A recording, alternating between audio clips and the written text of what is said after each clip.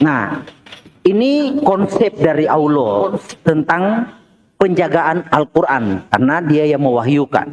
Sesungguhnya kamilah yang menurunkan Al-Quran, dan pasti kami pula yang memeliharanya. Karena dari tadi kita minta, apakah Allah itu hanya sebatas konsep yang seperti ini tekstual di dalam Quran, atau pernah Allah menyatakan dirinya? Ya kan? Tapi kawan-kawan larinya kan begini, begono. Oke, kita lari ke sini. Sesungguhnya kamilah yang menurunkan Al-Quran, dan kamilah yang memeliharanya. Apakah konsep ide dari Allah ini bisa Allah realisasikan? Nah, kalau itu bisa direalisasikan berarti Allahnya benar ada, ya kan? Nah, tapi kalau ini tidak bisa direalisasikan, maka akan berbalik lagi. Allah bentuknya adalah konsep, memang benar-benar konsep, hanya sebatas narasi, asumsi saja yang tertuang di dalam Quran, karena memang tidak pernah ada. Oke? Nah, coba kita buktikan di dalam Al-Hajj ya. Di dalam Al-Hajj ya, Al-Hajj 52. Nah, kami tidak mengutus seorang rasul ataupun tidak nabi sebelum engkau Muhammad, kecuali apabila dia mempunyai suatu keinginan, setan pun memasukkan godaan ke dalam Quran keinginannya itu. Lalu Allah menghapus apa yang dimasukkan setan itu. Jadi tentang konsep Allah menjaga Quran, ternyata Allah tidak mampu menjaganya. Setan mampu menjebol pertahanan ini. Nah, ingin kita kejar, apakah Allah ini tidak maha kuasa? Sehingga dia bukan hanya tidak mampu melindungi Quran, memelihara Quran, tetapi juga tidak mampu membuktikan dirinya. Makanya umat Islam sampai detik ini menderita dalam keraguan konsep tersebut. Itu yang ingin kita kejar. Apakah Allah itu hanya sebatas narasi saja di dalam Quran? Dia begini, dan dia begitu. Apakah ada pembuktian bahwa Allah itu memang ada? Kalau Allah itu bukan konsep. Ya, jadi bro, kalau mau lari ke Alkitab itu sangat gampang. Kenapa? Tuhan di dalam Alkitab itu eksis. Bukan hanya sebatas pengajaran yang berbentuk konsep saja, tetapi dia realisasikan apa yang dia ajarkan, apa yang dia katakan. Itu bro, silakan Bro Jack. Iya, jadi jelas di Alkitab dikatakan di di kitab 1 Yohanes 1 ya, apa yang tertulis di sini, apa yang telah ada sejak semula, yang telah kami dengar, yang telah kami lihat dengan mata kami, yang telah kami saksikan, dan yang telah kami raba dengan tangan kami tentang firman hidup. Itulah yang kami tuliskan kepada kamu. Hidup itu telah dinyatakan dan kami telah melihatnya, dan sekarang kami bersaksi dan memberitakan kepada kamu tentang hidup kekal yang ada bersama dengan Bapa dan yang telah dinyatakan kepada kami. Jadi kalau kita sering-sering saya berdiskusi dengan teman-teman seberang kan selalu dikatakan bahwa Yesus itu adalah Nabi Isa. Ketika saya tanyakan Nabi Isa tidak disalibkan tapi diserupakan, ketika saya tanyakan dengan siapa diserupakan, saudara-saudara dari Muslim mereka berkata tidak ada tercantum dalam kitab kami. Ini suatu kebingungan buat saya, bagaimana Tuhan yang kita sembah menyatakan firman-Nya sesuatu yang diserupakan, yang membuat umatnya kebingungan. Padahal di Alkitab pun tidak ada pernah kata-kata diserupakan. Ini kan akan sesuatu jadi masalah buat kita kan, karena ini kan sesuatu nabi yang sangat begitu mulia, tapi ada orang yang diserupakan tapi tidak dikasih tahu dengan siapa diserupakan. Terima kasih Bang Jack, waktu habis lebih 5 detik, nggak apa-apa, bonus. Sekarang 5 menit. Saya dulu ya Bang Pimpin ya. Saya akan kasih bukti. Saya akan kasih bukti bagaimana di dalam Bible Anda bahwa Anda masih benar-benar berbentuk konsep ya. Masih berbentuk konsep. Sebentar. Saya akan ini. Oke, waduh, efek ya, masih ada efeknya. Sebentar, efeknya saya matiin dulu.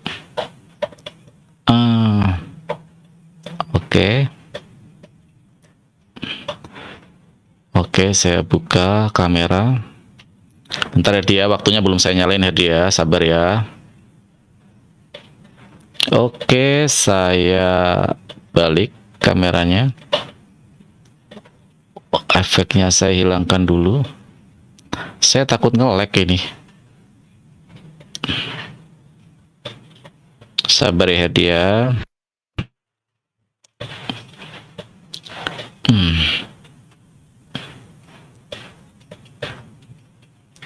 Aduh, gimana nih? Sebentar ya, sebentar. Oh, udah, oke. Saya besarin dulu. Taruh tengah dulu. Nih, waktu belum saya jalankan ya dia.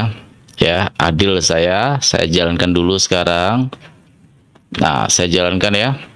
Oke, kita sekarang ke Yohanes 16. Apa di dalam Yohanes 16? Yesus berkata, masih banyak hal yang harus kukatakan kepadamu, tetapi sekarang kamu belum dapat menanggungnya. Apa maksudnya? Bahwa Yesus masih berkutat dalam sebuah konsep. Bahkan konsep itu sebelum dilaksanakan, kalian orang Kristen itu tidak siap menanggungnya. Artinya konsep ini belum terrealisasi. Bagaimana mungkin Anda bilang konsep itu sudah terrealisasi, sedangkan Yesus yang Anda anggap sebagai Tuhan aja, masih banyak hal yang harus kukatakan kepadamu, tetapi sekarang kamu belum dapat menanggungnya. Artinya apa yang dituangkan Yesus di dalam ayat Yohanes 16 Yohanes 16 nomor 12 ini mengatakan dengan sangat menguatkan bahwa kalian belum siap menanggungnya. Kalian belum siap untuk implementasi dari apa yang dikonsepkan oleh Yesus itu sendiri. Dan artinya lagi, apa yang saya klaim, apa yang saya narasikan, bahwa agama Anda itu adalah prakualifikasi, belum membentuk konsep, masih prakualifikasi. Kenapa? Karena Yesus sendiri bahkan mengatakan, untuk berbicara saja kalian belum siap. Untuk menerima sebuah teori saja Anda belum siap. Bagaimana mungkin Anda mau mengimplementasikan? Dan itu akan sangat tidak logis jika mengatakan Yesus itu adalah sudah implementasi, bukan konsep. Karena dari mulut Yesus sendiri mengatakan bahwa kalian belum siap menanggungnya. Masih banyak yang ingin dikatakan Yesus, tapi kalian belum mampu menanggungnya. Bayangkan, perkataan aja kalian tidak siap, apalagi implementasi dari perkataan itu. Dor, itu. Silakan Bang Imbin.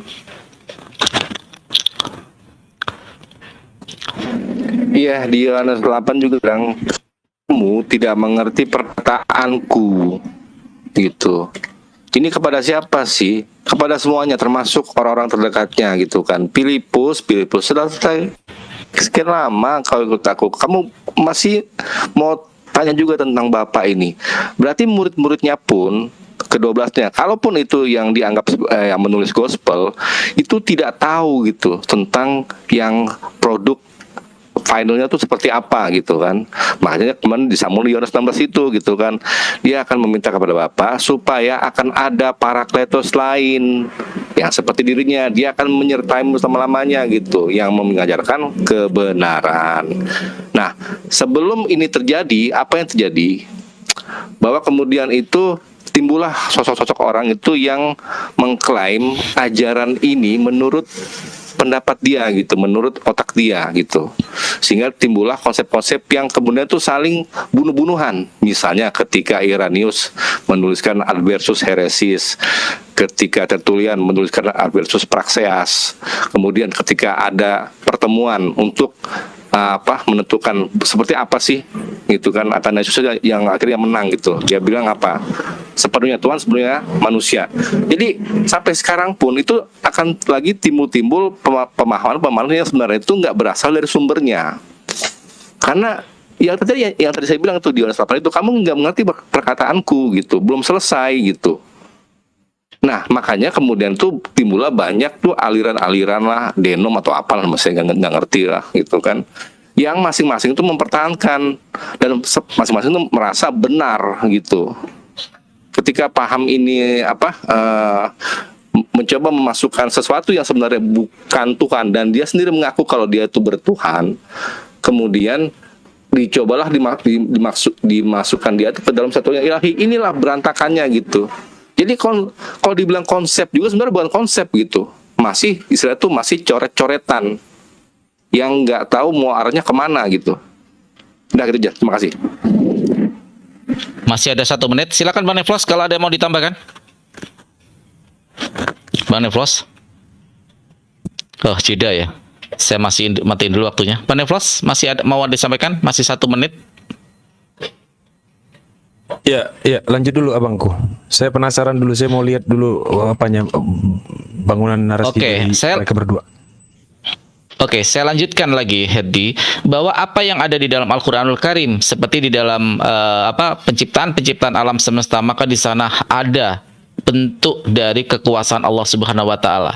Allah Subhanahu wa taala, kalau kamu mengatakan implementasi adalah bentuk yang harus terlihat secara materi, maka kamu bertentangan dengan segala ilmu ilmu sains. Karena apa? Segala sesuatu yang bereksistensi belum tentu itu bisa dilihat secara empirisme, secara panca indera kita. Jadi agama yang menitik beratkan kepada sesuatu bukti yang berbentuk panca indera itu adalah agama yang sangat kuno, agama pagan. Kenapa? Agama pagan selalu menunjukkan eksistensi Tuhannya harus ada bentuknya. Dewa Zeus ada bentuknya, ya, Lata, Uzza, Mana itu ada bentuknya. Tetapi Allah Subhanahu wa taala laisa kamitslihi syai'un, tidak berbentuk, tidak bisa dibayangkan eksistensi yang maha superpower, ya. Contoh sebagai cahaya gamma yang tertinggi yang bahkan mata tidak bisa menangkap. Ternyata gamma yang tertinggi itu kalau nggak salah X9X ya, itu ada sebuah sinar gamma yang bahkan mata tidak bisa melihat, tetapi begitu ditembakkan itu maka objeknya akan menjadi hancur. Ini adalah sebagai bentuk bagaimana eksistensi dengan maha yang luar biasa itu justru panca indera kita yang terbatas tidak akan bisa menangkap. Itulah Allah Subhanahu wa taala. Maka sesuatu yang menjadikan materi sebagai parameter bahwa itu adalah eksistensi tidak lebih dari agama pagan, karena pagan selalu membentuk Tuhannya berbentuk rupa-rupa. Islam no way, nggak seperti itu. Terima kasih, waktu habis. Silakan, Kristan. Oke, jadi memang tidak bisa dijawab ya. Dari tadi kita tanya, Allah itu masih hanya sebatas konsep atau sudah real, eksis? Kalau Allah tidak eksis, ya udah, bro, akui Allah itu masih sebatas konsep. Ya, saya kasih contoh lagi ya tentang tadi. Saya kasih contoh, pindahkan layar, bro. Oke. Untuk menelaah Allah itu konsep atau sesuatu yang ada atau hanya sebatas narasi saja di dalam Quran. Nah, saya kan bawa di dalam Quran ya bahwa Allah punya konsep nih, pernyataan. Sesungguhnya kamilah yang menurunkan Al-Quran dan pasti kami pula yang memelihara. Nih pernyataan Allah. Nah, sudah pasti kalau pernyataan Allah kan dia bisa merealisasikan apa yang dia katakan. Sudah pasti jika dia maha kuasa. Nah, sekarang kita lihat. Dan jika dia itu ada. Dan jika Allah itu benar-benar ada, pasti dia mampu merealisasikan ini. Nah, kalau Allah itu hanya sebatas konsep, ya tentu dia tidak bisa merealisasikan. Nah, di sini ternyata iblis itu pernah memasukkan godaan-godaan keinginannya di dalam Quran, lalu Allah menghapus. Allah menghapus apa yang dimasukkan setan. Ada keberhasilan iblis ya mengobrak-abrik ayat Quran. Iblis berhasil, Allah tidak mampu menjaganya. Nah, yang jadi pertanyaan, apakah Allah ini kuasa atau tidak? Kalau Allah Sebentar, tidak Her, kuasa, waktu ada saya matiin, Her. Ayat berapa, Her? Yang itu ada iblis yang memasukkan, sorry. Ayat berapa? Al-Hajj 52. Enggak. Waktu Anda saya matikan. Al-Hajj 52. Al-Hajj 52. Oke, lanjut. Ya. Nah, Oke, Al-Hajj itu 52. pertama ya. Nah, baru ada konsep Allah lagi. Ya, di sini Allah berfirman lagi, sesungguhnya tidak ada kekuasaan bagimu iblis atas hamba-hambaku yang mukmin, cukuplah Allahmu sebagai penjaga mereka darimu. Allah menjelaskan suatu konsep benteng pertahanan bagi hamba-hambanya. Ini konsep Allah. Nah, jika Allah itu kuasa, tentu dia bisa merealisasikan ini. Kita lihat di dalam surah Al-Falaq, tafsir Ibnu Katsir. Ya, tafsir Ibnu Katsir. Ayat. Al-Falaq ayat 1. Oke. Jadi Muhammad itu pernah disihir selama 6 bulan. Nah, Al-Falaq ayat 1. Tafsir Ibnu Katsir. Muhammad disihir selama 6 bulan. Dan itu adalah suatu kegagalan dari konsep benteng pertahanan Allah. Jadi yang benar ini Allah konsep atau hanya memang Allah itu real atau hanya konsep? Lalu ayat-ayat Quran ini bermanfaat, punya nilai kuasa atau hanya narasi saja yang tertuang di dalamnya? Bagaimana mungkin perkataan Allah tidak bisa direalisasikan oleh Allah sendiri? Jadi tolong coba buktikan Allahnya itu eksis, ada, atau hanya sebatas konsep yang berangkat dari halusinasi. Silakan Bro Jack. Iya, jadi artinya kalau kita masih Tuhan kita masih belum berkonsep, itu kita bisa buktikan dalam kitab suci. Contoh, bisa nggak saudara-saudara Muslim saya tentang kenapa manusia itu mati? Nah, kalau jelas di Alkitab di Perjanjian Lama kami ada ayatnya gitu. Jadi dengan ajaran itu firman-firman yang tercantum dalam itu, kalau dari pihak Muslim bisa menjelaskan kenapa manusia mati, itu yang pertama. Kenapa setiap wanita melahirkan kesakitan, bisa nggak menjelaskan dengan dalil agar kami mengetahui bahwa Tuhan Anda itu tidak merupakan konsep, memang realita, fakta gitu. Jadi karena sampai saat ini saya belum pernah menemukan jawaban atau dalil yang saya terima dari saudara-saudara Muslim. Karena bagaimanapun kalau Tuhan yang real, yang bisa membuktikan firman-Nya itu, kita tidak akan lagi bertanya-tanya. Ini sangat sampai saya tunggu-tunggu belum ada, karena begitu banyak pertanyaan-pertanyaan saya nggak bisa dijawab tentang hal-hal apa juga, tentang Nabi Isa pun yang diserupakan, siapa diserupakan tidak bisa dijawab, karena banyak saudara-saudara Muslim berkata bahwa kitab kami ini bukan kitab sejarah. Tapi bagaimana mungkin kalau bukan kitab sejarah, kenapa ada sejarah-sejarah Nabi, kenapa ada sejarah-sejarah Nabi Ibrahim, kenapa ada sejarah Nabi Isa? Seharusnya itu kan Muslim harus merenungkan, kalau tidak bukan sejarah kenapa diceritakan dalam kitab suci. Jadi saya mohon kepada saudara-saudara Bang Farhan sama Bang Kimpin, coba tunjukkan kepada saya ayat-ayat yang saya tanyakan tadi, ada nggak di kitab Anda itu kenapa manusia itu mati? Yang pertama, kenapa setiap wanita melahirkan kesakitan?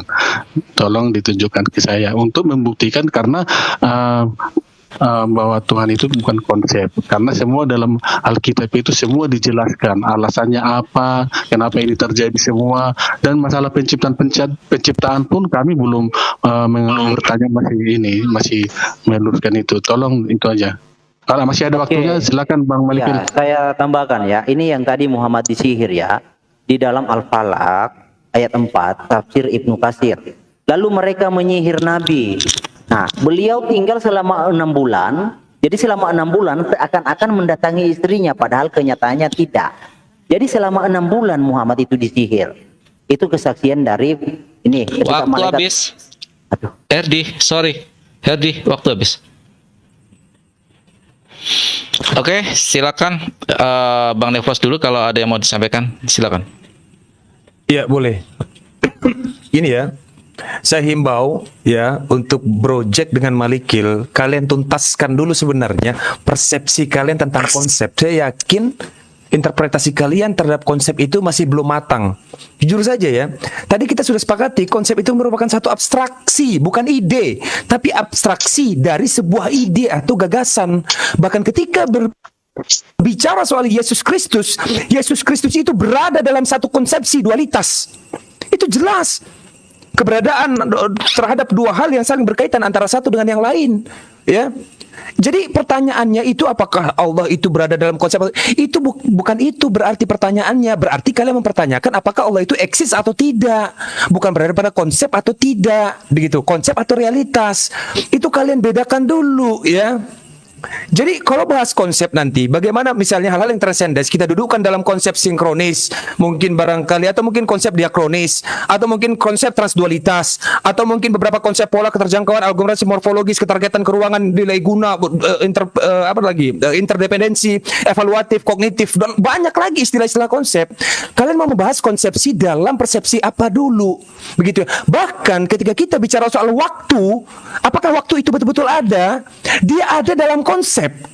Biar kalian tahu, waktu itu adalah sebuah konsepsi yang disimbolkan nanti identifikasinya dari satu benda yang disebut sebagai jam. Waktu itu apa? Waktu itu serangkaian sistem yang membentuk proses atau keadaan yang sedang berlangsung. Kan itu sederhananya kan? Ruang itu apa? Ruang itu hanya berada pada tatanan konsep, maka dia disebut sebagai properti. Kalian ini sedang bahas apa sebenarnya? Tuhan dalam wilayah konsep. Ketika sudah bicara soal Tuhan, maka nilai-nilai esensialnya tidak bisa disingkirkan. Yang disebut apa? Kuiditas. Mending searching dulu kuiditas itu apa. Kuiditas itu apa sih sebenarnya? Kuiditas itu adalah satu esensi atau hakikat yang bisa diterima oleh pikiran manusia. Itu kuiditas namanya. Ya. Ilmu pengetahuan itu apa? Ilmu pengetahuan itu adalah syarat. Yang pertama diketahui, yang kedua disepakati. Itu juga konsep. Memang adakah sesuatu yang tidak dikonsep? Ada. Sesuatu di dunia ini yang tidak terkonsep. Itu luar biasa sekali begitu. Lalu kemudian ketika dikatakan Yesus itu kelihatan, dia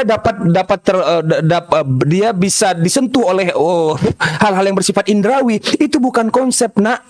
Itu hal-hal yang lebih kepada bicara soal fenomenologi misalnya, bahwa ada satu fenomena. Apalagi tadi bawa nabi sihir. Apa kaitannya sihir dengan konsep?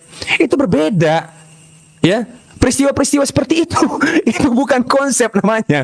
Itu cerita, itu kisah, kan gitu ya. Ya silakan yang lain dulu. Saya masih menunggu dulu narasi yang betul-betul matang dari dua teman kita ini. Silakan abangku. Oke, suara saya kedengeran? Saya ganti headset soalnya. Herdi tadi membawa surat tentang bagaimana kegagalan Allah di dalam Quran surat Hajj 52. Inilah kenapa kalau berdiskusi dengan Herdi itu harus hati-hati. Saya bacakan ya. Dan kami tidak mengutus seorang rasul dan tidak pula seorang nabi sebelum engkau Muhammad, melainkan apabila dia mempunyai suatu keinginan, setan pun memasukkan godaan-godaan ke dalam keinginannya itu. Memasukkan. Tetapi, ini Herdi dilupakan nih. Tetapi Allah menghilangkan apa yang dimasukkan setan itu. Setan itu niat menggoda, tetapi justru Allah berhasil menaklukkannya, dan Allah akan menguatkan ayat-ayatnya, dan Allah Maha mengetahui lagi Maha bijaksana. Hati-hati Herdi. Kamu narasi kamu potong di sini, setan memasukkannya. Padahal di sini, tetapi Allah menghilangkan apa yang dimasukkan setan-setan itu. Ini para Iwan Villa semuanya debater muslim kalau berhadapan sama Herdi itu asal potong saja ya. Terus tadi Bro Jack mengatakan apa ini yang dikatakan dikatakan Bro Jack itu, bagaimana kita umat muslim yang pakai akal mau percaya dengan takhayul ya, bahwa proses melahirkan itu kenapa? Harus ada apa? Melahirkan itu karena ada hukuman dari Yoetfafe karena kesalahan si wanita itu dihukum, maka bagimu melahirkan adalah proses hukuman bagimu ya, karena melakukan kesalahan membujuk Adam. Dan tahu nggak, nanti saya kasih bukti yang akan menggeletarkan dada Anda. Eropa jadi kematian melahirkan yang sangat luar biasa gara-gara apa? Proses melahirkan adalah hukuman, maka bidan atau orang-orang kesehatan tidak boleh menolongnya. Nanti saya kasih bukti biar Anda terbelalak. Ajaran-ajaran yang bersifat takhayul ini yang sekarang ditinggalkan di Eropa. Karena apa? Proses abad pertengahan di zaman inkuisisi, ketika orang melahirkan maka tidak boleh ditolong, maka karena itu adalah hukuman daripada Tuhan, banyak yang meninggal, bro. Ajaran-ajaran ajaran-ajaran takhayul gini mau dipercaya, tidak akan ada di dalam Islam ya. Nanti akan saya kasih data biar mata kamu terbelalak nanti. Terus Islam Anda mengatakan tadi gimana kematian karena Adam sudah memakan pohon kehidupan. Tuhan Anda aja salah, harusnya langsung mati saat itu. Jika engkau memakan pohon ini maka engkau akan mati, tetapi justru Adam malah tambah pintar. Adam hidup. Yang bohong ini siapa? Iblis apa Tuhan? Iblis lebih tahu daripada Tuhan Anda. Iblis mengatakan, kamu Adam, jika makan pohon itu, maka sesungguhnya kamu nggak akan mati, tetapi kamu akan mempunyai pengetahuan seperti sama yang dipunyai Tuhan. Ternyata benar. Akhirnya Adam tahu rasa malu, tahu peradaban, tahu pengetahuan. Manusia bisa menjadi tahu semuanya. Tapi Tuhan, Anda berbohong. Kalau memakan pohon itu Anda akan mati. Ajaran takhayul gini mau kita percaya? No. Islam adalah afala ta'qilun, afala tatafakkarun, afala tadabbarun. Memahami segala sesuatu dengan akal, memahami sesuatu dengan apa yang diprediksi, apa yang dianalisa, apa yang spesifikasikan, dan apa yang dideskripsikan. Bukan ajaran yang percaya kepada dogma, percaya buta bahwa melahirkan sakit itu karena hukuman, karena Hawa membuat kesalahan. No. Kamu ngomong begini sama dokter diketawain, ya, dan ini terbukti bagaimana tragedi di zaman abad pertengahan ketika ada ibu-ibu yang melahirkan tidak boleh ditolong karena itu adalah hukuman daripada Tuhan. Angka kematian begitu luar biasanya, ya. Nanti saya kasih datanya, bro. Jack, saya akan cari. Anda akan terbelalak akan data itu di buku. Orang yang menulis itu bukan Islam. Terima kasih. Waktu habis. Silakan Kristen. Oke. Silakan. Oke. Ya, saya ya. Jadi Bro Niflos ini hanya berkutat di konsep. Kan kita sudah sepakati konsep di awal, sesuatu yang dipahami yang di dalam iman. Oke, itu konsep. Nah, petunjuknya sesuatu yang dipahami di dalam Quran adalah di dalam Islam adalah Quran, ya kan? Allah dipahami pindah layar, Bro. Allah dipahami dengan konsep yang ada tertuang. Tadi waktu saya matikan. Saya pindah kamu ke tengah, ya. Saya adil kok, Yati. Tenang aja. Parakan nggak adil. Oke. Allah kan bisa dikenal dari apa yang tertulis dalam Quran. Saya jalankan dulu. Allah berkata begini begono, ya kan? Nah, yang kita ingin tanya, Allah itu hanya sebatas perkataan saja, narasi di dalam Quran, yang sifatnya konsep hanya dipahami begitu, atau Allah bisa memverifikasi dirinya? Allah masih sebatas konsep tekstual yang ada di dalam Quran, atau pernah bisa memverifikasi dirinya? Jadi keabsahan di dalam narasi di dalam Quran bukanlah lagi hanya sebatas konsep, tapi sudah terrealisasi. Apa yang dikonsepkan, apa yang diceritakan, dipahami dalam Quran itu ada, Allahnya benar ada, diverifikasi begitu. Nah, lalu Farhan mencoba mengkanter Al-Hajj, ya. Al-Hajj itu, jadi di situ Allah kan di Al-Hijr kan dia berkata, sesungguhnya kamilah yang menurunkan Al-Quran. Ini yang dipahami, konsep sesuatu yang dipahami manusia. Sesungguhnya kamilah yang menurunkan Al-Quran, yang pasti kami pula memeliharanya. Nah, kawan-kawan muslim kan memahami tentang Allah dari sini, dari narasi-narasi Quran. Ya, Allah berkata akan menjaga dan memelihara Quran. Nah, apakah Allah itu ada atau hanya sebatas konsep saja, yang dipahami sebatas konsep? Nah, kita uji Allah itu benar-benar ada atau hanya sebatas konsep saja. Nah, di sini iblis ada keberhasilan memperdaya Muhammad tentang ayat Quran, lalu Allah menghapus. Ini Quran Kementerian Agama. Setan pun memasukkan godaan-godaan ke dalam keinginannya itu, lalu Allah menghapus apa yang dimasukkan setan. Apa yang dihapus? Ayat-ayat setan yang pernah tertulis di dalam Quran dinasakkan, dihapus oleh Allah. Nah, ayat setan itu di mana? Kan di surah An-Najm. Nah, urutan An-Najm dengan Al-Hajj itu bisa kita ketahui. Nah, sini. Ini urutan turun wahyu. Al-Hajj itu, An-Najm, itu urutannya ke-23. Al-Hajj. Wahyu itu urutannya turun wahyu ke-23. An-Najm. Jadi di sini ayat-ayat setan. Dan diceritakan di banyak tafsir. Tafsir Qurtubi, tafsir Tabari. Muhammad itu sujud menyembah Al-Mana Alata Alusa, ya. Selama 1 tahun sujud menyembah setan. Nah, kapan itu dibatalkan? Dibatalkan itu dari 23 ini sampai ke Al-Hajj ke 103. Nah, jadi ada fase lompatan 80. Anda saya matikan ya, karena narasi Anda berbahaya. Quran surat Al-Hajj berapa? Al-Hajj enggak, saya akan bantah lagi. Soalnya tadi kamu juga motong. Al-Hajj berapa? Waktu kamu saya hentikan, santai aja. 52. Karena narasi kamu biasa bikin cepat begini biar ini. Al-Hajj berapa? 52. Rasulullah menyembah apa? Menyembah Alat Uzza mana? Al-Hajj Al-Hajj berapa tafsir. itu? Tafsir Al-Hajj Oh, 52 tafsir. Asbabun Al-Hajj. Nusul. Asbabun Al-Hajj. Nusul 52. Saya bilang ayat Al-Qur'annya. Al-Hajj berapa? 52. Al-Hajj ayat 52. Iya, asbabun nusulnya, tafsirnya, Oke. hadisnya. Silakan lanjut. Saya Oke. saya lanjutkan lagi waktunya. Jadi di dalam tafsir dan asbabun nusul dan di dalam hadis, Muhammad itu menyembah di dalam Sirah Nabawiyah, Imam Albani, Muhammad itu menyembah Al-Mana Al-Usa itu selama 1 tahun. Ya. Dan itu bisa kita lihat dari urutan. Nah, penyembahan setan itu di urutan 13 di Al-Hajj, di An-Najm. Nah, dibatalkan oleh Allah di Al-Hajj.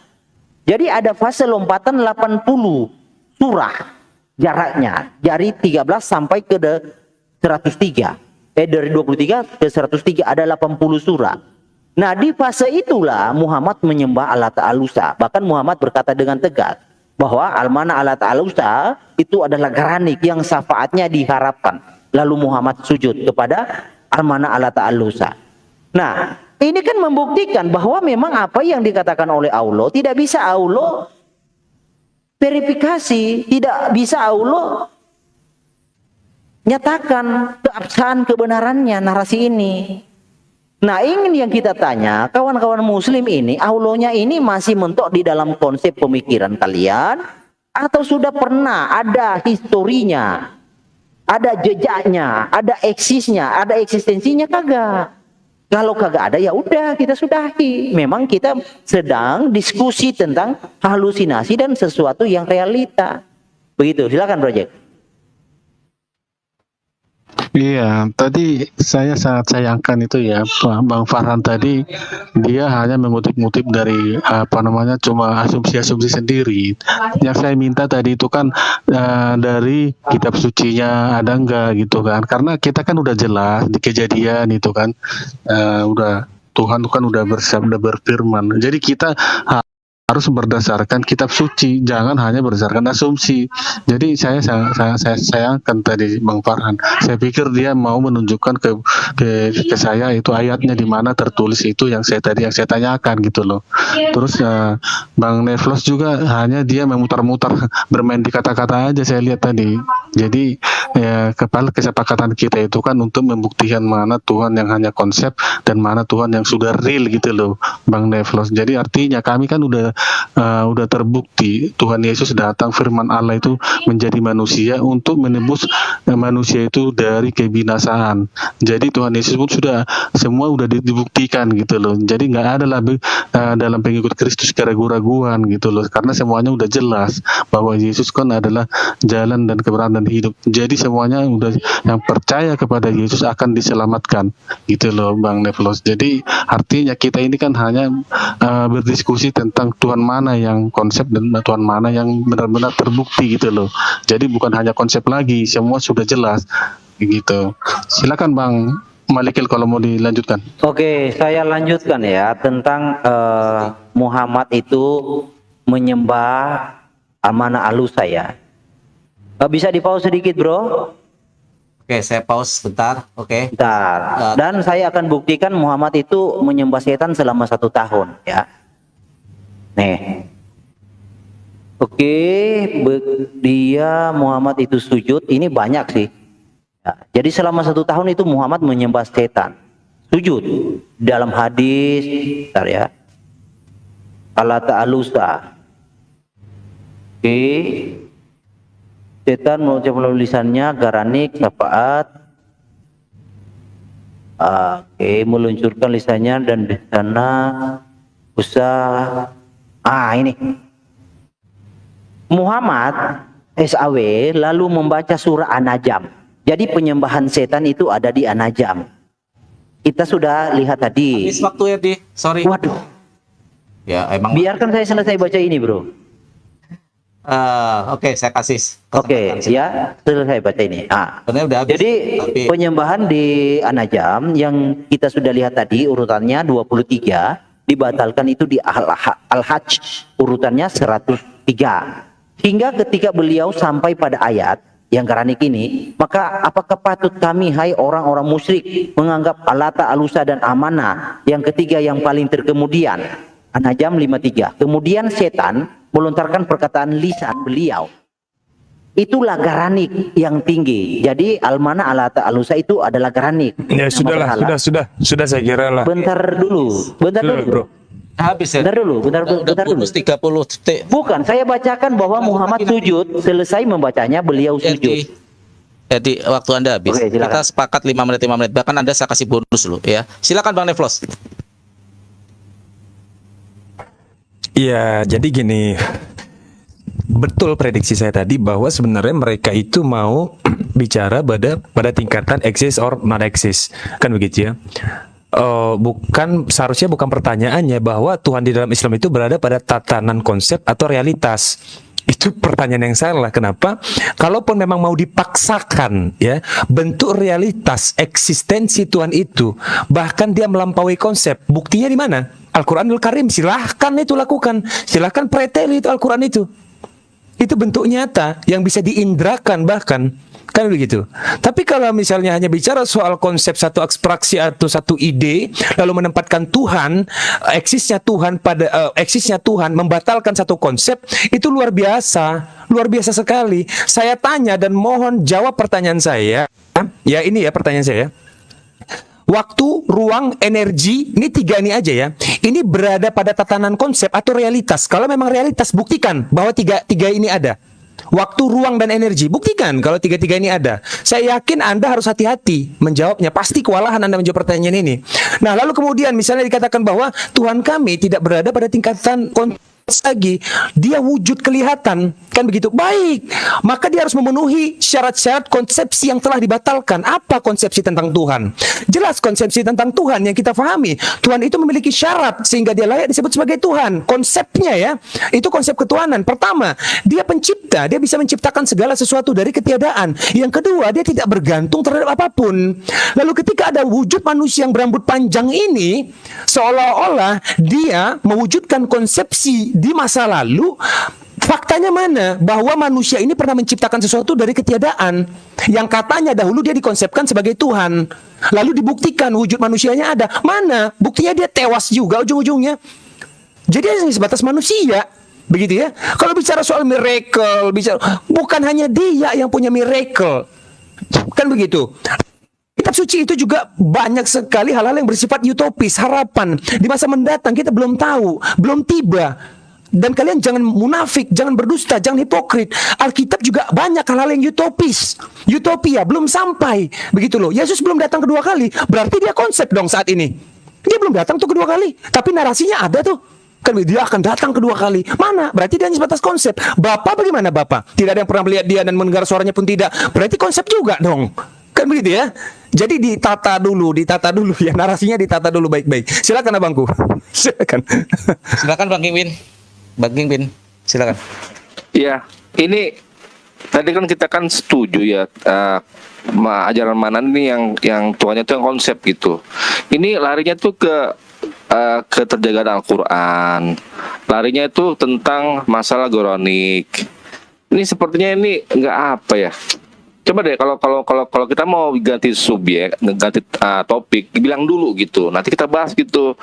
Tadi kan saya udah bilang kalau kita mau bener-bener serius kita bahas itu, yang dari Muslim semuanya itu sudah tahu nama Tuhannya siapa, keterangannya tentang Tuhan itu bagaimana gitu. Itu ada semua dalam Al-Quran. Hadis lah kalau mau tambahkan gitu.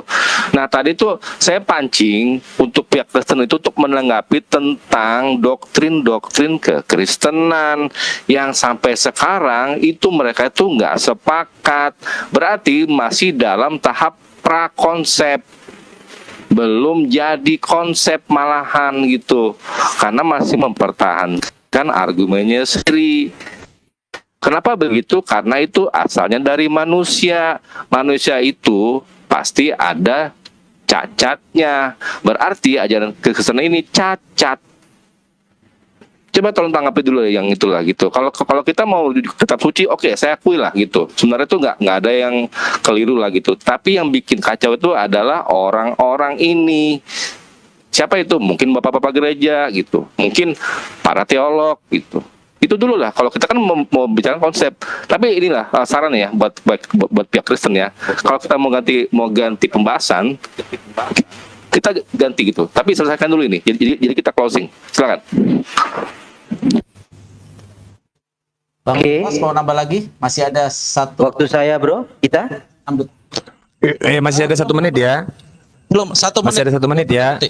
Oke. Iya, iya. Jadi kita diselesaikan dulu begitu ya. Karena setahu saya tadi judulnya apakah Islam itu, Tuhannya Islam itu berada pada tatanan konsep atau realitas, kan begitu ya. Itu dulu diselesaikan kalau begitu. Mari kita bedah apa itu konsep, apa itu realitas, begitu loh. Ya itu dikelarin dulu. Nah kalau memang sudah kelar dan menurut kalian mungkin tema itu tidak cukup bisa diteliti lebih dalam begitu ya, kita ubah topiknya, kita ubah temanya begitu. Karena jujur saja bicara soal konsep ini saya yakin kalian belum punya cukup banyak bahan sebenarnya. Pada wilayah konsepsi kalian belum matang, jujur saja. Begitu. Jadi kita selesaiinlah dulu ini, baru nanti kita pindah tema yang lain. Ya itu aja mungkin barangkali, Bang Farhan. Masih ada 36 detik. Ya udah saya ambil alih. Saya matikan dulu waktunya 36 detik itu ya. Saya jawab pertanyaan dari Herdi tadi, dari klaim dari Herdi. Saya akan open cam karena ini sangat berbahaya bagi narasinya yang ngawur sekali, yang bahkan bawa hadis yang mursal. Di sini diterangkan hadisnya banyak yang mursal di bawah. Oke, saya taruh di sini ya. Oke, bentar. A'udzubillahi minasyaitonirrajim. Bismillahirrahmanirrahim.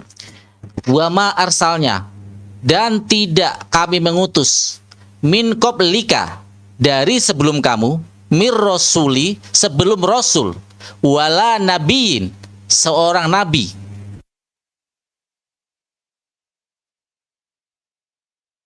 ila, melainkan ida, apabila tamanna, dia berangan-angan dan membaca. Nih di sini ya, langsung saya baca aja biar cepat. Melemparkan, memasukkan syaiton ya dalam angan-angan. Oke. Tafsirnya katanya ditafsir. Tafsirnya ya. Al-Hajj 52. Dan kami tidak mengutus sebelum kamu seorang rasul pun, dan tidak pula seorang nabi, melainkan apabila ia mempunyai suatu keinginan, setan pun memasukkan godaan-godaan terhadap keinginan itu. Lalu Allah menghilangkan apa yang dimasukkan oleh setan-setan itu, dan Allah menguatkan ayat-ayatnya, dan Allah Maha mengetahui lagi Maha bijaksana, agar dia menjadikan apa yang dimasukkan oleh setan itu sebagai cobaan bagi orang yang di dalam hatinya ada penyakit dan apa yang di dasar hatinya. Nih sebelum judulnya. Akan tetapi kisah ini ya, kisah yang dibawa di ini, dan sesungguhnya orang-orang zalim itu benar-benar di dalam permusuhan yang sangat dan agar tidak telah diberi ilmu, menyatakan bahwasanya Al-Quran itulah yang baik dan Tuhanmu. Lalu mereka beriman dan tunduk hati kepadanya, dan sesungguhnya Allah adalah pemberi petunjuk bagi orang-orang yang beriman kepada ajaran yang lurus. Ya, ini dikatakan maka mereka menyembah bintang-bintang, dan kisah menyebutkan bahwa kebanyakan dari kaum muslimin hijrah ke negeri Abyssinia, kembali ke Mekah, karena mereka menduga orang-orang musyrik telah masuk Islam. Nih ya. Apa yang di sini dikatakan? Di sini dikatakan mursal kisahnya. Tetapi kisah nih ya, saya pelan-pelan. Saya agak minta waktu sedikit tadi ya. Aduh sebentar, agak nge-lag. Nih, pelan saya karena ini penting buat netizen ya, biar ketahuan Herdi kayak apa. Akan tetapi kisah diriwayatkan melalui berbagai jalur yang seluruhnya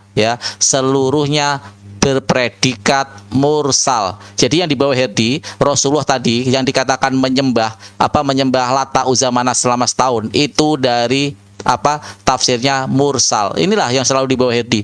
Doif, mungkar, mursal ya. Jadi saya sudah membuktikan ya Herdi ya. Jadi jangan coba-coba lagi. Insya Allah saya teliti dalam hal ini ya. Terima kasih Herdi, waktu Anda sekarang. Oke. Jadi mungkin bentar ya bro, kita baca dulu, kita ikuti maunya si Niflos. Pindahkan layarnya bro. Ternyata dia mengambil pengertian konsep itu dari Wikipedia saja ya. Oke, kita baca ya menurut petunjuk dia ya. Konsep berasal dari bahasa Latin. Conceptum artinya sesuatu yang dipahami, ya. Sesuatu yang dipahami. Yang dipahami di dalam Quran kan tentang di dalam iman Islam itu Quran. Ya, yang dipahami adalah Quran tentang pengenalan Allah. Konsepnya itu ya. Aristoteles menyatakan bahwa konsep merupakan penyusunan utama dalam pembentukan pengetahuan ilmiah dari filsafat pemikiran manusia. Oke. Konsep merupakan abstraksi suatu ide, gagasan imajinasi atau gambaran mental yang dinyatakan dalam suatu kata atau simbol. Konsep dinyatakan sebagai unit pecahan. Nah, di sini ya. Imajinasi atau yang dinyatakan dalam suatu kata atau simbol. Itu konsep. Nah, yang ingin kita clearkan dari tadi kawan, Quran itu dikonsepkan oleh Allah untuk menyatakan siapa dirinya atau manusia Muhammad yang membuat konsep untuk mendeskripsikan Allah itu seperti apa. Itu yang harus dijawab. Nah, jika Quran itu adalah penyataan dari Allah, konsep yang Allah tuangkan di dalam Quran, maka konsekuensi dari pernyataan itu yang membuat sesuatu tersebut harus bisa membuktikan supaya pernyataan di dalamnya itu bisa dianggap benar, bukan hanya sebatas narasi yang bersifat asumsi. Nah, kita kan sudah buktikan dari tadi kawan, sesuai dengan ayat. Kita mau kaji Allah ini benar-benar bernarasi, ya Allah yang Maha Kuasa, Tuhan yang Maha Kuasa, atau hanya Tuhan yang Tuhan-Tuhanan. Nah, dari mana kita mengkaji? Dari apa yang dia katakan di dalam Quran. Itu loh. Itu kita mengkaji. Ini kita sudah maju selangkah. Karena kalian nggak bisa jawab, saya maju selangkah untuk mengimbangi ketidakmampuan kalian menjawab. Saya maju selangkah. Oke, kita maju selangkah. Dengan apa? Mengutip perkataan Allah, apakah mungkin Allah bisa merealisasikan atau Allah bisa mewujudkan apa yang dia katakan di sini, bahwa dia akan menjaga Quran. Nah, kita benturkan dengan ayat lain-lain, ternyata Allah tidak mampu menjaga. Ada keberhasilan setan sampai Allah menghapus Quran Kementerian Agama. Allah menghapus apa yang dimasukkan setan itu. Ada keberhasilan. Dan keberhasilan itu kan kita sudah kaji. Urutan ayat Quran, Farhan, kamu tidak bisa mengira di situ. Kalau menurut asbabun nusulnya, kan ada dua versi, mursal dan sahih. Kenapa sahih kamu tidak baca? Saya tahu apa yang kamu baca itu, kawan. Nah, tentang pembatalan itu kan di urutan pewahyuan Quran, di urutan 103, di Al-Hajj. Itu pembatalannya. Nah, tentang penyembahan setan, itu di mana? Ini urutan loh. Kalian bisa buktikan, bantah urutan saya ini salah. Nah, tentang pewahyuan Quran, pewahyuan penyembahan setan, itu ada di An-Najm, ayat di urutan 23. Nah, dari 23 ke 103 ada 80 surah yang diloncati. Nah, selama itu Muhammad menyembah setan sampai dibatalkan. Bagaimana Muhammad membatalkan menyembah setan kalau ayat pembatalannya setan itu nanti di urutan 103? Jadi selama fase itu belum dibatalkan, selama itu Muhammad menyembah setan. Itu keberhasilan loh. Itu yang ingin kita buktikan, bahwa apa yang Allah konsepkan di dalam Quran tentang dirinya, dia begini begono, dia Maha Kuasa, ini dan ini, ternyata tidak mampu dia realisasikan. Itulah yang ingin kita kejar kepada kalian. Kalian pahami Allah ini benar-benar ada atau hanya sebatas pemikiran saja yang dituangkan oleh seseorang untuk tujuan tertentu. Itu yang kita ingin kejar, bro. Bukan kamu berputar konsep-konsep. Aduh, kayak anak kecil saja. Kita bukan anak kecil, bro. Harus diajari kayak begitu. Ya silakan, bro Jack. Iya, jadi jelas ya. Jadi kita apa yang dikatakan Bang Malikil tadi, kita itu butuh bukti, butuh fakta gitu loh. Jadi bukan hanya sekedar narasi-narasi bahwa Tuhan kami ini ada, tapi nggak ada bukti, nggak ada faktanya gitu loh. Yang jelas di dalam kekristenan itu kan semua kan udah ada kesaksian-kesaksian, ada beberapa orang yang melihat kedatangan Tuhan Yesus, ada yang lewat mimpi, ada lewat penglihatan segala macam, gitu loh. Jadi itu kita itu ya di gereja-gereja pun kita juga udah dibuktikan bagaimana orang-orang yang diusir dari roh-roh jahat dan orang-orang yang sakit disembuhkan. Itulah buktinya bahwa Tuhan itu memang ada gitu loh. Jadi artinya Tuhan yang kami sembah itu bisa membuktikan pertolongan-pertolongan dari umatnya, minta tolong kepada Tuhan untuk menyembuhkan, mengusir suara setan. Itu yang perlu. Jadi bukan hanya sekedar konsep-konsep narasi-narasi. Jadi manusia itu pun harus mengetahui kekuasaan Tuhan itu, bahwa Tuhan itu memang ada. Juga tadi aku sangat ini ya, saya angkat sama Bang Farhan, sampai sekarang saya tunggu-tunggu dari kitab sucinya mana ayat yang menyatakan bahwa manusia itu akan mati gitu loh. Kenapa manusia itu mati? Kenapa wanita itu melahirkan sakit itu? Karena itu kan suatu Waktu habis. firman Tuhan gitu loh. Iya. Saya dulu Mas Farhan. Mas Farhan, silakan. saya dulu sebentar. Ya, begini ya. Jadi kalau tadi cuma ayat kullu nafsin dha'iqatul maut gitu ya. Terus apa lagi?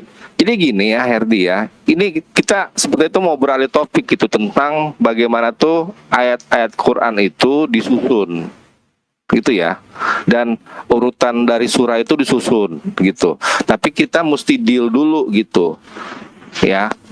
Kita sedang membahas itu mana yang masih menjadi konsep, apakah keturunan dalam Islam atau teologi. Kenapa dipakai kata teologi dalam berkesenan? Karena itu jelimet gitu. Jadi mesti itu dipelajari gitu dan dipakaikan berbagai macam itu variabel sehingga itu untuk sampai pada kesimpulan. Nah, kalau sudah ada kesimpulan yang baku, yang satu, yang sesuatu yang tunggal, itu oke lah, tapi kenyataannya tuh nggak ada gitu sampai sekarang gitu. Makanya tuh ada Katolik, ada Luganik, sorry, bukan Luganik, apa namanya?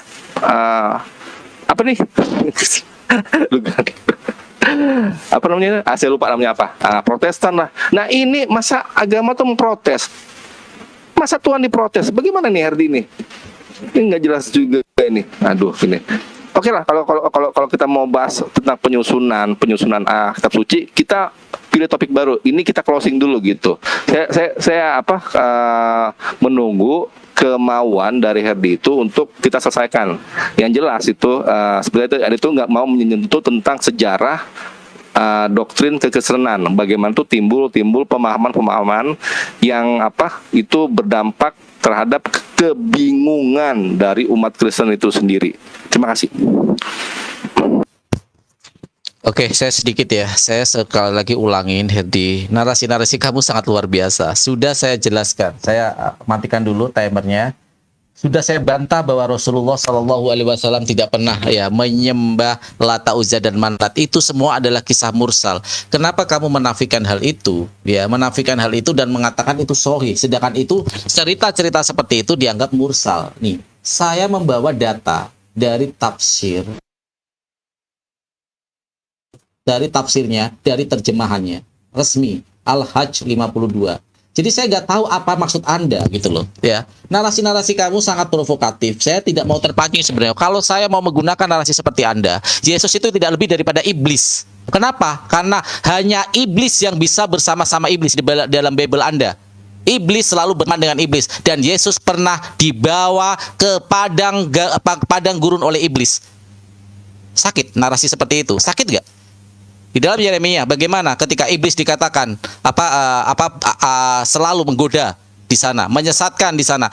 Di dalam iblis di dalam Markus, bagaimana iblis membawa Yesus. Saya bisa narasikan Herdi kalau cuma kayak gitu. Artinya Yesus tidak lebih daripada iblis karena bersama-sama dengan iblis. Sakit nggak narasi kayak gitu? Padahal saya sudah jelaskan Nabi Muhammad SAW itu adalah dituduh seperti itu. Dan kisah-kisah itu mursal. Artinya tidak hanya Nabi Muhammad, semua nabi-nabi di sini saya terangkan ya. Di sini saya terangkan, semua nabi-nabi, tidak seorang pun nabi yang diutus akan lepas dari godaan setan, tetapi Allah menguatkan ayat-ayatnya. Mau saya pakai bahwa Yesus juga dituduh gila. Yesus diteriakin sebagai orang gila di tengah pasar. Herdi, kalau kamu mau seperti itu terus, saya bisa membuat narasi seperti itu. Mau saya bawa penciptaan Yesus adalah seperti binatang. Karena di dalam Bible Anda, binatang juga diciptakan melalui firman, Yesus juga melalui firman. Mau saya kasih narasi seperti itu, bahwa Yesus tidak lebih daripada binatang. Herdi, jaga narasi kamu, ya, jaga narasi kamu. Serius saya, serius. Kalau kamu mengatakan dalam hal itu, Rasulullah Shallallahu Alaihi Wasallam di dalam Quran surat Al-Qalam nomor 4 ayat 4, sesungguhnya engkau Muhammad berada di atas akhlak yang agung. Akhlaknya sangat luar biasa. Ada Yoed Fafe menyanjung Yesus seperti ini. Ada Bapak menyanjung Yesus adalah akhlaknya lebih daripada agung. Al-Quranul Karim sebagai bukti yang nyata, firman daripada Allah Subhanahu wa taala menyanjung Nabi Allah Muhammad SAW, akhlaknya di atas yang agung. Bagaimana mungkin akhlak di atas yang agung? Sebagai contoh, sebagai uswatun hasanah, menyembah patung. No, Herdi, jangan ulangi narasi-narasi itu. Saya bisa membuat narasi lebih liar lagi. Yesus tidak lebih daripada binatang diciptakan, karena dia melalui firman juga. Dan binatang di dalam kitab Anda itu diciptakan juga melalui firman. Boleh saya bernarasi seperti itu? Boleh, kalau menggunakan parameter kamu. Tapi saya diskusi tidak mau saling membenci, Herdi. Tapi jika kamu memancing, akan saya gunakan. Saya seperti saya bilang, saya seperti karet. Anda menekan saya akan lebih keras lagi menekan. Ya, silakan Bang Neflos, masih ada 1 menit 20 detik. Ya, jadi gini, akhirnya saya sudah mulai paham sedikit demi sedikit ya.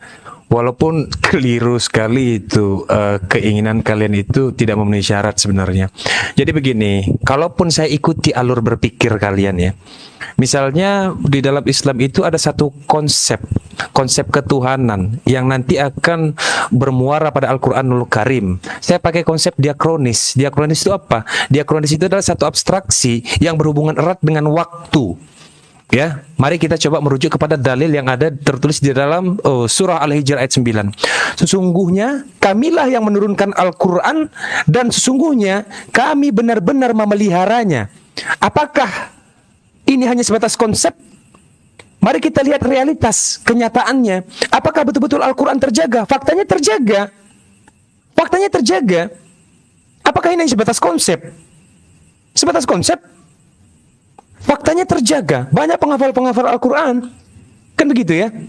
Jadi justru tadi si Herdi sebenarnya dia gini, dia berupaya membentuk konsep baru untuk membantalkan konsep yang sudah ada. Jadi justru dia coba membantah atau mungkin membangun satu narasi yang memang sifatnya naratif sekali, bahwa Al-Quran itu atau mungkin di dalam perspektif agama Islam itu hanya berupa konsep saja. Nah, konsep dia timpa dengan konsepnya. Wah, ini kan gawat sekali. Seharusnya dia batalkan dengan realitas, begitu loh. Nah, batalkan dengan realitas konsep itu. Maka jelas sekali ini kalau saya bawa dalil Al-Hijr ayat 9, coba apakah salah satu ayat di dalam surah Al-Hijr ini hanya sebatas konsep? Buktikan kalau ini hanya sebatas konsep. Begitu ya. Ya, silakan. Masih ada 16 detik, mau dipakai? Enggak apa-apa. Saya subsidi aja, Bang Farhan. Saya subsidi. Oke, silakan. Ini Kristen, mau ganti topik atau gimana nih? Bentar, nanti saya jawab, bro. Kalian nggak bisa Ya udah, jawab dan nggak mau sebentar, diselesaikan aja dulu ini biar ganti Ya, topik lah. selesaikan. Udah makin panas saya lihat nih. Oke. Besarkan layarnya, bro. bukan panas. Iya. Enggak. Saya nggak pernah. Aman. Karena saya ingat Layarnya, bro. Biar kita jelaskan itu apa itu mursal, ya. Kan itu apa itu mursal. Kita langsung tanya ke NU saja, apa itu mursal?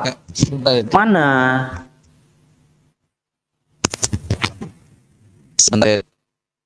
Jadi mursal itu bukan doib, bukan maudu, bukan ya. Halo. Nah, ini NU online ya. Kita tanya langsung ke sumber yang paham apa itu. Kajian hadis mursal dan pembagiannya ya. Nih. Mursal adalah hadis yang hilang atau tidak disebutkan perawi dari golongan sahabat. Ciri hadis mursal adalah sebuah hadis yang disampaikan oleh tabi'in, ya, tanpa menyebutkan nama sahabat dan langsung menyebut nama Muhammad. Jika ada tabi'in yang menyebutkan hadis dari Rasul, maka hadis tersebut adalah hadis mursal. Karena secara teknis seorang tabi'in tidak akan, loh, kok gitu sih bro? Dibesarkan layarnya. Secara teknis orang tabi'in tidak akan mendapatkan hadis tanpa sahabat. Ya, jadi hadis mursal itu bukan hadis yang tertolak, tidak, tapi ada penjelasannya. Tapi apakah mursal itu hadis sahih? Iya, sahih. Farhan itu bacanya separuh. Nih, kita baca asbabun nusulnya di dalam An-Najm itu. Nih, ini. Ini panjang ya. Sebab asbabun nusul An-Najm 2252 diriwayatkan oleh Ibnu Abi Hatim, Ibnu Jarir dari Ibnul Munsir dengan sanad yang doif. Dengan sanad yang doif. Yang bersumber dari Sa'id bin Jubair. Diriwayatkan pula oleh Basar dan Alan dari Sa'id bin Jubair. Bersumber Ibnu Abbas ketika Muhammad Mekah membaca surat Wan Najal Isa Hawa demi bintang ketika terbenam sampai ayat Timul Lata Usa dan Almanat.